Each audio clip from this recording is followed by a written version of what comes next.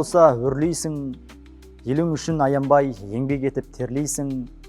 Адал кәсіп, тура жол, жетістіктен жетістікке жетерсің. Ассалаумағалейкум, құрметті телекөрермендер. Назарларыңызда кәсіп, нәсіп айдары. Арнайы Астана қаласының жанындағы Қоянды елді мекенде өзінің шағын кәсібін дөңгелетіп жүрген ұлан бауырымыз жайлы түсірілім түсіруге келіп қалдық. Бізбен бірге болыңыздар.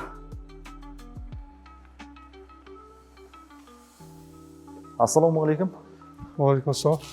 Мырза, қалыңыз қалай? Шүкір, аман. Алла жұмысыңызға береке берсін.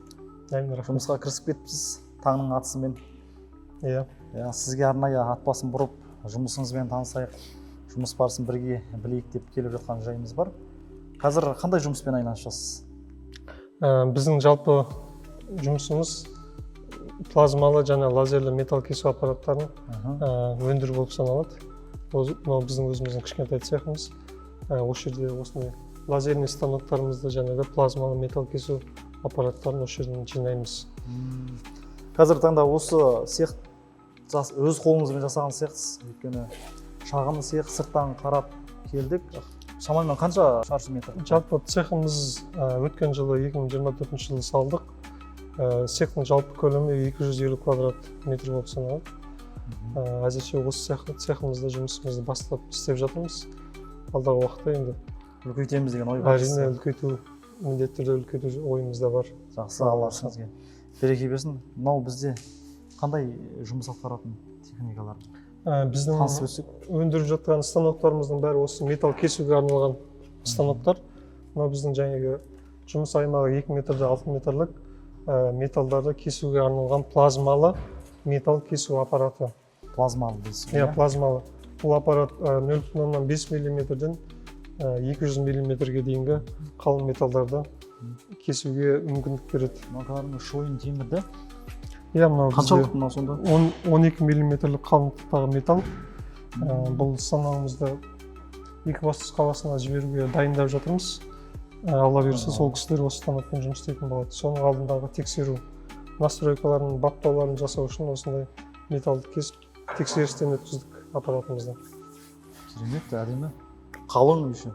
Бұдан да қалың кеседі ғой, жаңағы айттыңыз. Иә, жалпы 200 мм, бұл жерде плазма рез 30 мм-ге дейінгі металлдарды кесуге мүмкіндік береді. Оның жанында мынада екінші бас орнатылған. Бұған пропан және кислород газ беру арқылы қалың металлдарды 200 мм-ге дейінгі металлды кесуге мүмкіндік береді. Мынау сонда главный аппараттың басы ғой, ең бастысы, иә? Бұл плазма рез аппараты. Басында қандай құрылғы бар, соны темір кесуге күші, құдіреті жететіндей не? Бұл жерде бұл аппараттың басы болып саналады, және де бұл жерде арнайы плазма шығаратын аппаратты источник плазма деп аталады. Мына жақта орнатылған. Бұл 380 вольтқа жалғанады, 50 киловатт токпен ток жейді. Бұл осы ауамен тоқты осы басына беру арқылы металды кесіп, плазма шығару арқылы металды кесетін аппарат. Керемет. Қазіргі таңда бұл құрылғы жұмыс жасап жатыр. Өзіміздің қазақ еліміздегі облыстарға жеткізіліп жатыр ғой? Иә, бұндай аппараттарымыз біздің Қазақстанның бүкіл қалаларына жеткізіліп жатыр. Және де ұзақ уақыттан бері тоқтаусыз жұмыс істеп жатыр. Бұлай қарап тұрсақ, 5-6 аппарат бар сияқты. Әр құрылғының атқаратын міндеті әртүрлі ме сонда? Иә, бұл жердегі аппараттардың жалпы атқаратын жұмысы металл кесу. Бірақ бізде осы металл кесетін аппараттың екі түрі бар. Біреу плазма кесу аппараты, екіншісі лазерлі кесу аппараты. Дәл қазір мына алдымызда тұрған плазмалы кесу аппараты 2 метрде 6 метрлік. Одан кейін тура осы жағымызда бұл лазерлі кесу аппараты. Лазермен кеседі. Бұл жерде жұмыс аймағы 1,5-3 метр болып саналады. Бұл жерде құрастырып жатырсыз ба өзіңіз? Иә, қазір біз осыны жинап жатырмыз. Ішкі бөлшектерін мынау жаңағы электроника құрылғылар осы жерге жиналады. Шкафында болады. Мына жерде источник дейді, жаңағы лазер шығаратын аппараты. Жалпы станогымыздың қаңқасы осындай қалың металдан 4 квадрат трубадан жасалады. Одан кейін жаңа листтардан жасалады. 3 мм-лік, 4 мм-лік, 5-6 мм-лік. Бұл қалай сонда размері 2-3 сияқты, мен көзіме қалай қарап сондай ма? Бұның жалпы өзінің сыртқы размері 4,20 м, 2,30 м. Бұның нақты жұмыс істеу аймағы 1,5-3 метр болып саналады. Өйткені біздегі жаңа кесетін материалымыздың өлшемі ені 1,5 метр болып келеді көбінесе. Сол үшін бәрі осындай бір стандартқа бағындырылған. Мынау әзірше жиналу барысында мына жерде жаңағыдай компьютер орнатылады, иә. Осы лазерный станокты жүргізетін. Және де мынау жәнеттегі лазерді кесетін. Лазерлі кесудің. Иә, басы соның. Бұл жерде бұнда неше түрлері бар. Автоматты фокуспен кесетін осындай головасы, басы. Мынадай аппараттар, мынаның бәрін өзіміз қолдан дәнекерлеп, мынаның бәрін өзіміз қолдан келгенше өзіміз істейміз, және де жаңағы моторлары, жаңағы компьютерлері басқа шетелдерден әкелініп жасалынады. Бұл құрылғы қазір қанша пайыз көлемде дайын деп ойлайсыз? Жұмысқа кірісу үшін. Дәл қазіргі сәтте бізде бұл аппарат 70%-ға дайын тұр. Және тегі моторлары, бүкіл электроникасы жағы жалғанған. Бізге енді компьютерін жалғап, одан кейін сыртқы қоршаулары болады. Сыртынан бәрі сырттары қапталады. Мына моторлардың сырттары, сондай жұмыстары қалып отыр. Бұйырса, осы аптадан кейін жұмысқа кіріседі дейсіз ғой? Иә, бұйырса бір апта көлемінде дайындап, оның да өзінің иесі бар, Алматы қаласынан тапсырыс берген, сол кісіге жібереміз. Мына жақтағылар енді дайындалып жатқандар, иә? Мынау да жаңағы осындай қаңқасы ғой. Иә, лазерный станогымыздың дайындап қойған қаңқасы бұл. Ең бірінші осындай қаңқасын дәнекерлеп дайындап аламыз. Одан кейін ары қарай жаңағы электронды бөлшектер, моторларын, рельстерін қою жұмыстары жүре береді. Мына жаққа бөлік, ал мыналарда басқаша тісі бар. Иә. Крокодил тісі сияқты. Иә, бұл жалпы мына станоктарға да осындай тістер салынады. Мынау бізде бұл плазма рез аппараты болып саналады. Бізде мынау 6 метрлік, 2 метрді 6 метрлік болса, мынау 1,5-3 метрлік плазма рез аппаратының қаңқасы. Қаңқасы, иә? Иә, осылай бірінші қаңқасы жиналады. Лазермен плазманың екеуінің жұмыс істеу принципі әртүрлі болғандықтан, оның осындай конструкциясы, рамасы да әртүрлі болып келеді. Плазмамыз бізде қарапайым болып келеді. Ал бізде мына жерде тұрған плазма рез аппаратын басқаратын электронды контроллер деп аталады. Бұл жерде өзінің ойындағы сандарды болсын, болмаса жаңағындай компанияның атауы болсын, осы жерге жазу арқылы жаңағы металға, болмаса басқа да материалдарға жазуға бола ма? Иә, әрине бұл жерде бұл контроллерде өзінің ішінде базовый фигуралар бар, өлшемдер бар. Сол жердің өлшемдерін өзгерту арқылы кесуге мүмкіндік береді. Одан кейін ішіндегі өзінің базасында болмаған заттарды компьютердегі арнайы осындай чертеж жасайтын программалар бар. Мысалы AutoCAD, Corel деген программалармен өзімізге керекті өлшемдегі детальды сызып, өлшемдерін беріп, осы контроллерге салу арқылы кез келген ойымыздағы нәрсені кесуге мүмкіндік береді. Осымен бұйрық беріледі дейсіз осы аппарат? Иә, бұл осы аппараттың негізгі басқаратын миы деп айтсақ болады, контроллері. Ұзындығы, ені қанша болады, барлығын осы арқылы, басу арқылы. Иә. Осымен жаңағыдай бұйрық бересіздер, сол арқылы жаңағы аппарат кесіп шығарады. Әрине, иә, солай. Бізде бұл сандық басқару арқылы дейді, орысша ЧПУ деп аталады. Біздегі станоктар қазіргі кезде ең соңғы технология осы ЧПУ технологиясымен жұмыс істейді. ЧПУ дейсіз. Иә, сандық басқару арқылы компьютер. Мына жақтаға барып көрсек, ең басты жұмыс жасап жатқан. Мынау бізде өзіміздің лазерлі металл кесу аппаратымыз. Қолданып жатқан. Өзіміз қолдан жасаған, өзіміздің ең бірінші алғашқы жасаған аппаратымыз. Өзіміз жасап, өзіміз өндірісте қолдандық. Сол арқылы бірінші тексеріп алдық өз станоктарымызды. Осыны жасап, осыны жүргізу арқылы. Одан кейін негізгі басқа кісілерге сату үшін станоктар жасап істеп отырмыз. Жалпы бұл станогымыздың істеп тұрғаны 2 жылға таяу уақыт болды. Өте жақсы ойларда жұмыс істеп жатыр. Бұл жерде қарап тұрсақ, шамалы нелер, шарик деп қоямыз, домалақ нелер, құрылғылар, сонда металды, ауыр металдарды қойған кезде қозғалысқа, оңға солға қозғалғанда арнайы жасалған ба? Иә, ауыр металдарды қойған кезде мына осы дөңгелек шариктердің үстіне қойылады да сырғыту арқылы металдарды оңай қоюға, жеңіл қоюға мүмкіндік береді. Мынау айдағар басты, қызыл. Бұл жерде қандай жұмыс атқарады? Бұл дәнекерлеу роботы деп аталады, сварочный робот деп аталады орыс тілінде. Бұны өзіміз әзірше өзіміз қолданып, өзіміз үйрену үстіндеміз. Жалпы бұл дәнекерлеу, иә, темірлерді бір-біріне дәнекерлеу. Бекем сондай әдемі, сосын бір дәнекерлеген кезде із қалмайтындай сондай. Бұл енді қазіргі кезде ең соңғы технология, бұл дәнекерлеудің ең соңғы технологиясы осы сварочный робот деп аталады. Бұны қазір өзіміз әкеліп, үйреніп, өзіміз пайдалану үстіндеміз. Алдағы уақытта, болашақта біздің Қазақстанда өте көп үлкен өндіріс орындары бар. Соларға бұйырса, соларға орнатып қосып өндіріске қосу жоспарымызда бар. Қазір жұмыс барысында қандай жұмыс жасайды, қалай жұмыс жасайды, басқа дәнекерлеу аппараттарынан қандай артықшылығы бар, несін көруге бола ма? Әрине болады. Жұмыс барысында тексеріп көрсетіп, міндетті түрде қосып сіздерге көрсететін боламын. Бұның негізгі жұмысы жаңадан шыққан құрылғы. Бұл ең соңғы технология, бұл ең соңғы технология сварочный робот деп аталады. Бұны не үшін пайдаланады деген кезде, бұны өндіріс орындары, мысалы, бір деталды 100 данасын, 1000 данасын өте көп мөлшерде дәнекерлеу керек болған кезде, міндетті түрде осы сварочный робот пайдаланады. Және де бұл қазіргі кезде машина өндіру саласы толықтай осы дамыған елдерде осы роботтың көмегімен жұмыс істейді. Бізде осыны өзіміздің өндіріс саламызға әкеп қосып істеп жатырмыз. Біз неге өзіміз машина жасамасқа елімізде деген сияқты ғой, әрине. Барлық нәрсе осындай кішкентай нәрседен басталады. Мысалы, біреуін әкеп қойдық, бұны үйреніп, өзіміз толықтай өзіміз үйреніп, басқаларға орналастырып, қосып бергеннен кейін болашақта әрине елімізде осындай өте көп сварочный роботтар жұмыс істейді деген ойдамыз. Машина жасайтын кісілердің құлағына алтын сырға дейміз ғой. Осы кісілер осы аппараттың көмегімен елімізде бір жаңалық шығарып, бір жақсы өзіміздің еліміздің атауында бір машиналар шығарып. Неге шықпасқа?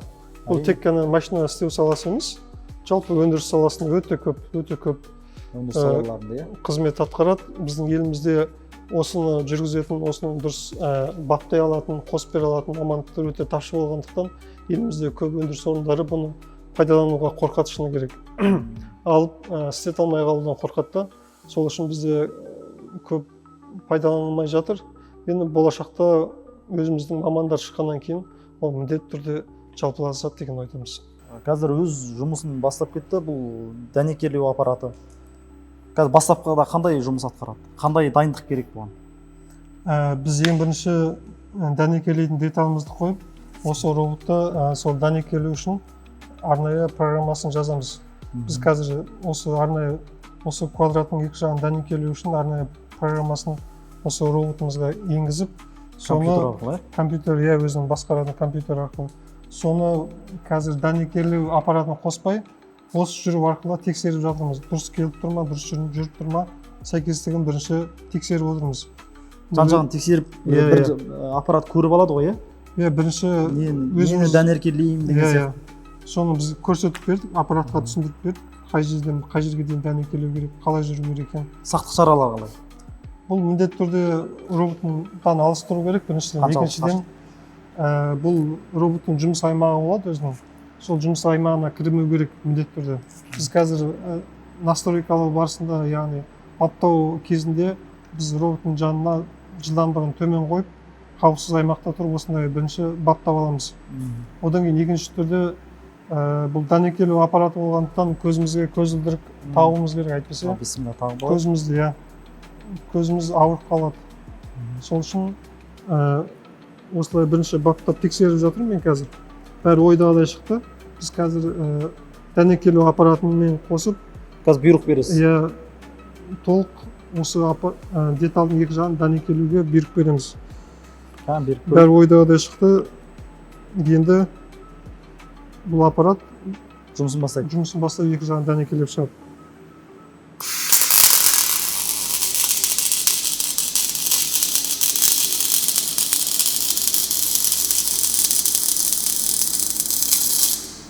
Кейбір кісілер қолданады, көтеріп жүретін ескі құрылғылар ғой. Мынау қарап тұрсам, бір артық бір не қалдырмайды екен кәдімгідей. бұл арнайы профессиональный аппарат болғандықтан бұл адам күшіне қараған кезде өте сапалы әрі өте жылдам дәнекерлейді. Біз енді бұл бірнеше сатыдан өтеді. Біз бірінші ғана сатысын өттік. Тағы да жаңағы сварочный аппараттың ток күшін, ампераж күшін және сымды беру жылдамдықтарын бірнеше рет нақтылап дұрыстап, настройкасын жасаған, бақылауларын жасағаннан кейін біздің осы сваркалаған шоуымыз өте әдемі болып шығатын болады. Бұл тек біріншісі ғана болып тұр бізде. Тағы да бірнеше рет бақылауларды қажет етеді. Көрсеңіздер, кәдімгідей бір сызықпен әдемілеп, ешқандай бір ақаусыз әдемілеп дәнекерледі. Қазіргі заман талабына сай осындай озық технологиялар қазір елімізде, басқа мемлекеттерде қолдану үстінде, ал соны меңгеріп жатқан осындай жас мамандарымыз көп. Көбейе берсін деген ниетіміз бар. Ісіңізге береке берсін. Аллах тағала әрқашан жақсылық берсін. Қолыңызға күш қуат. Жақсы, адал кәсіптеріңіз көп болсын. Ұлы мырза, дәнекерлеп болғаннан кейін бұл автоматты түрде өзі артқа қайта ма, жоқ, осылай тұра ма? Бұның артқа қайтпауын біздің баптауымызға байланысты болады. Біз мына жерден программасын қалай береміз, соларында тұрады. Біз қазір осы дәнекерлеу барысында стоп кнопкасын бастықта, сол тұрған жерінде қазір тоқтап тұр. Бұны баптау арқылы кез келген орынға, кез келген жерге қойған мүмкіндігіміз бар. Жақсы. Және де осы жұмыс барысы өзіңіздің жасап жатқан істеріңіз құлшылығыңызға кері әсерін тидірмей ме, кедергі келмей ме? Жоқ, кез келген адам кез келген уақыт таба алады деп айта аламын. Өйткені біздің былайша айтқан кезде құлшылық пен тіршілік егіз ұғым дейді ғой. Иә, бұл жерде құлшылық пен тіршілік әрдайым қатар алып жүруге міндеттіміз. Бұл ешқандай құлшылығымыз ешқандай кедергі алып келмейді. Бір 10-15 минут уақыт шыны керек, қазіргі уақытта смартфонға қарап та өтіп кететін уақыт.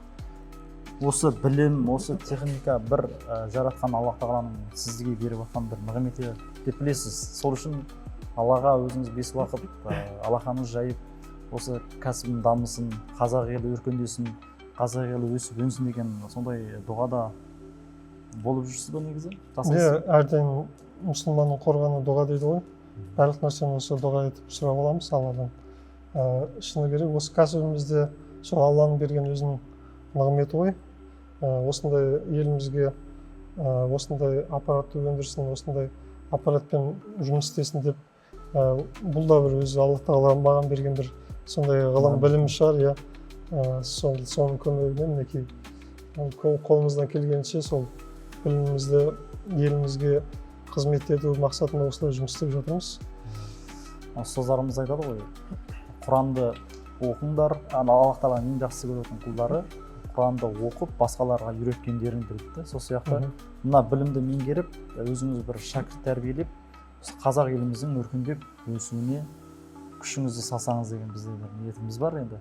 Ал мына жақта өзіңіздің жеке отыратын бөлмеңіз бар екен, соған кіріп, тағы да басқа да компьютермен жасайтын жұмыстарыңыз бар сияқты бір қараған кезде.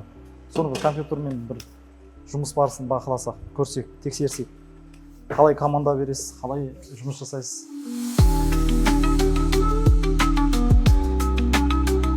Компьютермен қандай программалармен жаңағы плазмалық кесу аппараттарына пәрмен бересіздер? Бұл жерде жаңағы лазерный станок, одан кейін жаңағы плазмалы аппараттардың өзінің контроллері бар, өзінің компьютері бар. Біз бұл жерде офисімізде соған керекті кесуге жіберетін деталдарымыздың шертерін сызамыз. Бұл жерде жаңағы автокад, одан кейін Corel деген дизайн жасауға арналған өте көптеген программалар бар. Соны өзімізге ыңғайлы, өзіміз білетін түрін таңдап аламыз да, осы компьютер арқылы жаңағыдай кесетін деталымыздан нақтылай өлшемдерін беріп, қалай кесу керек, сондай параметрлерін береміз да. Одан кейін сызып алып, флешкаға салу арқылы ар жақтағы лазерлі не болмаса плазмалы аппараттарымызға салып кесуге жібереміз. Флешка арқылы жаңағы нелерге плазмалық кесу аппаратына жалғап, сол жерден шығаруға, иә? Сол жерден шығаруға болады. Одан кейін енді Wi-Fi арқылы да жіберуге болады лазерлі аппараттарымызға. Ал плазмалы аппараттарымызға міндетті түрде флешкамен салу керек болады. Намаз уақыты таяп қалған екен. Тіршілік деп құлшылықты ұмытпайық. Иә, әрине. Құлшылығымызды жасап алсақ, содан кейін жалғасты. Түсірімізді жалғастырамыз бұйырса.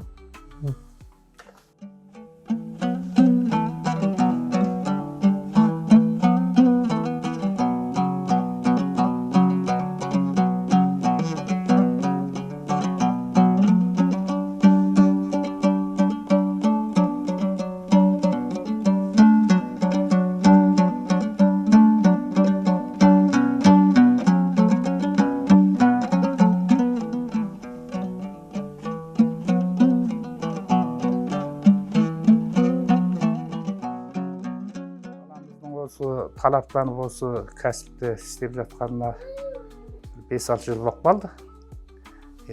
Жақсы енді, бұдан бұрында бір қанша кәсіпті бастаған.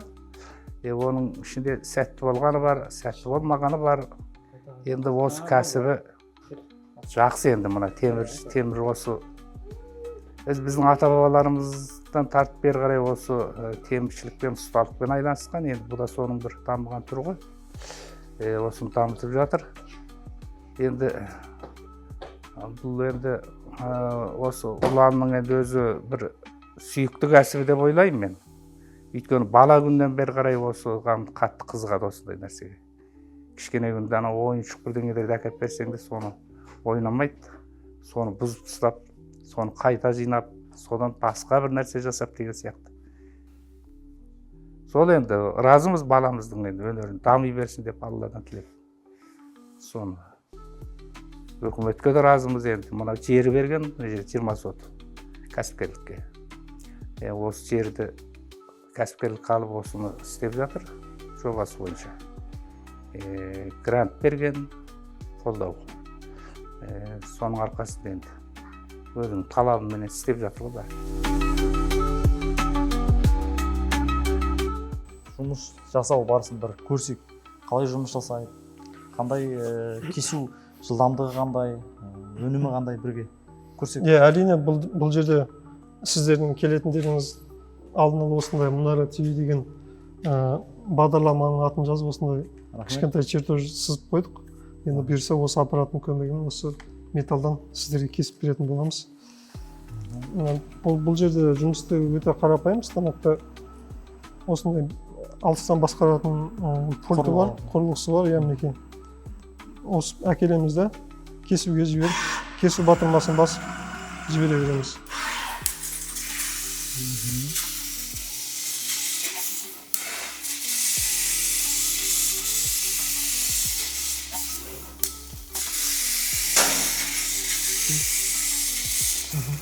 Қазір бұл қаншалықты қалыңдықтағы металды кесіп отыр? Жалпы біздің аппаратымыз 12 мм қалыңдықты кесуге мүмкіндік береді.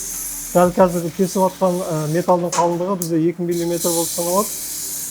Жалпы бұл аппарат әр металдың қалыңдығына байланысты өзінің параметрлер беріледі.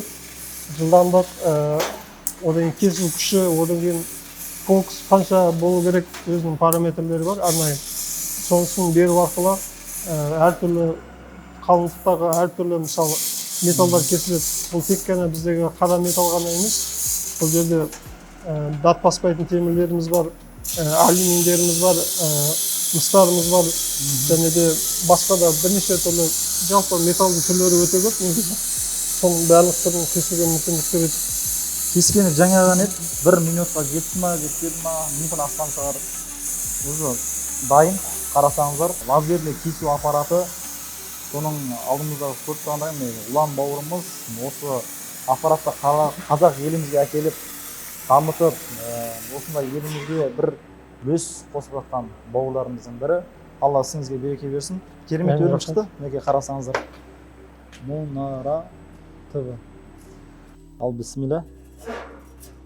Кесті, бірақ металл ыстық емес. Құрметті көрермендер, мінекей біздің арнайы кескен жазуымыз дайын болды. Мұнара ТВ, рахмет сізге, сізге береке берсін. Тез әрі қолайлы, кәдімгідей. Қазақ елі үшін осындай істеп жатқан ісіңізге өнімді болсын, алып жатқан, істетіп жатқан, пайдасын көріп жатқан осындай кәсіп иелеріне табыстылық, жақсылық тілейміз. Рахмет. Тағы қандай алып қосарыңыз бар? Тағы қандай біз білмейтін бұл аппараттың қыр-сырлары бар? Енді жалпы бұл аппарат осы негізгі мақсаты темір кесуге арналған. Бұл енді жалпы қазіргі кездегі лазерлі металл кесу аппараты қазіргі кездегі ең соңғы технология болып саналады. Бүкіл қазіргі кезде өзіміз көріп отқан кез келген құрамында металл бар осындай заттардың бәрі осы лазерлі кесу аппаратымен кесіліп шыққан. Міндетті түрде алдағы уақытта өте бұдан да жоғары үлкен деңгейде дамиды деп ойлаймыз. Елімізде көптеп өндіріс орындары ашылуына байланысты өте көптеп кісілер алып жатыр осындай аппаратты. Бұл өндіріс үлкейген сайын бұл аппаратқа деген сұраныс барынша өте көбейе береді. Өндірісті қолдайық деп, өзіміз отандық өнім шығарайық деп, бәрін шетелден әкеле бермей осындай қолымыздан келген нәрсенің бәрін жасап жатырмыз. Иә, ол отандық өнім шетелден тасымай болды. Сіздің осы жұмыс орныңызға бірден келген кезде көзімізге ыстық сезілді. Ең алғашқы кескен металлыңыз ғой деймін. Қазақтың туын белгілеген, жерін белгілеген әдемі көрініс. Иә, бұл аппарат осыдан 3-4 жыл бұрын ең алғаш плазморез аппаратымен кескен металлымыз. Құрметті көрермендер, құлшылық пен тіршілік егіз ұғым, кәсіп, нәсіп айдарымыз өз мәресіне жетті. Жақсы мағлұмат жеткіздік деп ойлаймыз. Ұлан бауырымыздың кәсібіне Алла береке берсін. Келесі кездескенше аман сау болыңыздар.